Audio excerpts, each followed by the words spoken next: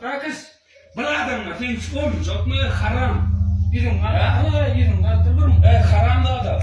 Bırakınlar. Bırakma kocalık var ne? Ha? Sen de olma doktor çeşitleri bırakmayın. Az gelmedi. Kakız. Pulmanasın mı? Pul tabi. Olsun çağırdım abi üstüne sen sever. Ne mi? Hani düğü var pulun düğü. Diyeyim kim var? Ha? Procent orada bitti getirdi ne? Yerde procent. Normal benim kafanım oğlum ha?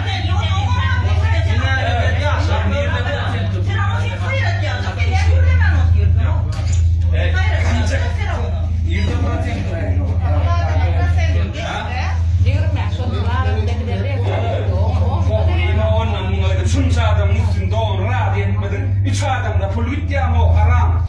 Kim sok sok koyuyor o gansız. Bol pul tap. Ne konu bunun peydasına mayır. Sen tap. Sen tap. Boleh ada mah gara sotiyor bol sen pul tap sen tap çek ya. Ada kıstır. Yığına sen güzel. Nasıl sen koydun. Beş çek sana sopuluyor. Yani çüylo da sen sotardı. Sen kalan cevlerin üstüne uyum kadarına çüylo gelmedi. Dinle sen çüylerini ki ona sağ sıkılan mıydı muhtarın. Bol pul tap. Dinle ödüm çüylerini fikretmen. Sağ sıkılan madrozaydı oturun Bol yürün aşağı ama insan boşasın ha. Senin işin var ya, bu nasıl var? Kime kert bile, videosu bile, kime kert yaşlar? Uğrun oluyor ya, ama da bir ağır. Ben kaybettim, lan var mıydı onun? Tamam deniz ama. Hayır, ben gitmeyim ne? Akıttı bu meydi bana gerek. Şunun pul gelene şöyle şunu doğruyla çektirtilebilen mi? Ortaya çekmeyle pul uğratacak deyip. Şu nemmemiz şayada şunu işin otuyor ka. Şeydip çektirdi doğru kulendikti tutup biliyor şunu. Bu şeydip çektirdi şuna. Bol şuna iyi yana şurada yatıp var pul tap bol.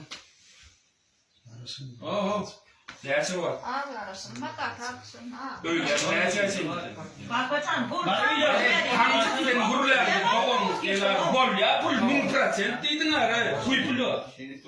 Ha? Sen yesen gen çuva çüyre sağda. Sen mağazen padua. Haram.